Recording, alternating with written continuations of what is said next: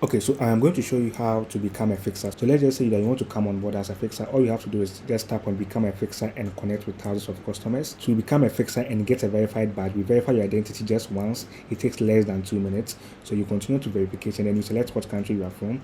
Let's say for this, I'm going to choose Ghana. And then you're going to select what region you are from. So let me just choose Asante region here. And then your business type. Like I said, we have 7 types of services we offer. FixBuddy people offer. So whether you fall into the auto and transport services, care and domestic services, catering and events, cleaning and maintenance, fashion and personal care, home and building services, or tech and electrical services. So I'll go with tech and electrical services, then I press next. And in here, I need to upload a valid national ID and take a selfie of myself.